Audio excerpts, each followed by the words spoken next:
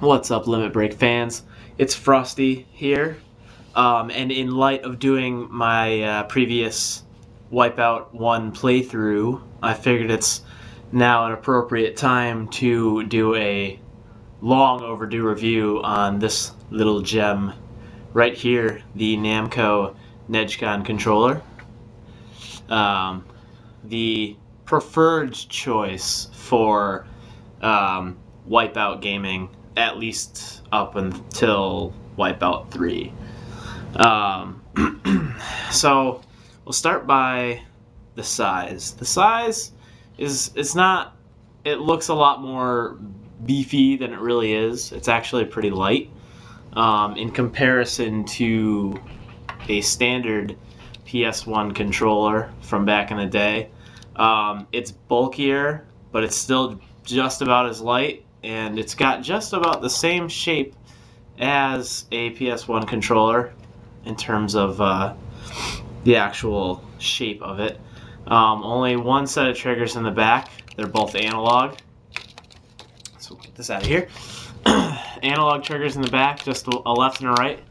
You have A, B, and then you have your Roman numeral 1 and 2. Standard D-pad right here. It doesn't roll. It kind of rolls. It looks like it would roll like a normal D-pad would nowadays if you saw it, but it actually clicks with each corner. So it doesn't have a complete roll to it. So start button right here. No select. You have no select on this in this controller. But what really sets this apart from a lot of other controllers that you might be using for older PS1 racing games is, for one, at least for Wipeout, your two Roman numerals 1 and 2 are analog. These are analog buttons, so you actually they're touch sensitive, they're push sensitive. So for instance, in Wipeout, to get the boost at the beginning, you need to get your thrust up to a certain length to get the boost at the beginning. So instead of timing it with the count, you could actually just push it in enough to get your thrust to where you want it, and then just hold the button there and get yourself the boost. So the analog buttons for old racing games, anything for acceleration or braking is awesome with these. The air braking with the triggers is also really good for Wipeout. The next huge feature of this is if you haven't seen before, you're not aware, you're probably wondering what this big circle is in the middle of the controller. Well, that, my friends, is for your steering. Now, instead of using your D-pad over here, you had the option to actually twist the controller when you're playing, like this. Just your steer left and right. So your left and right. This was awesome for any game that supported it. It did need to have support. The games that did allow you to use the Negcon would actually have an option to set the controller, and it would pick up the controller when it was plugged in. And there was a few options. You could set the sensitivity, and there was also a setting called the dead zone, which basically said, okay, you can twist it this far, or this far, until it actually starts registering the turn. So it gave you some leeway. So if you're racing and you just barely moves it, it won't turn you. You got to go a little bit further.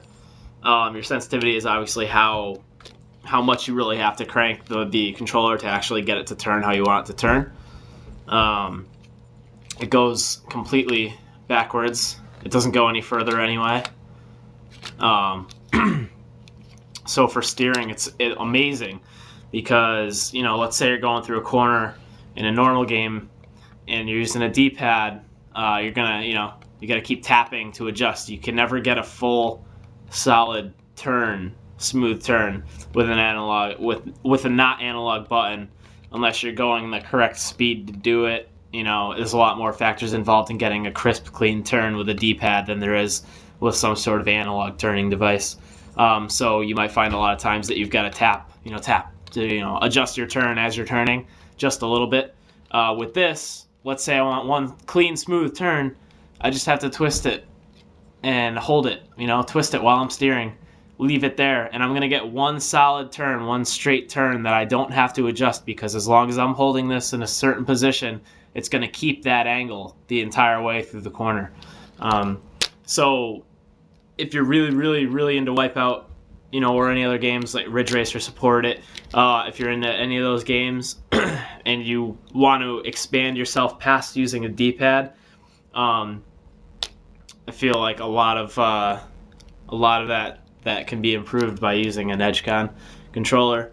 The steering, much cleaner than using a D-pad.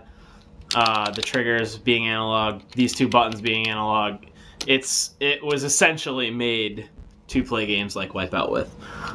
They're not too hard to find nowadays, brand new. They're a little bit pricey.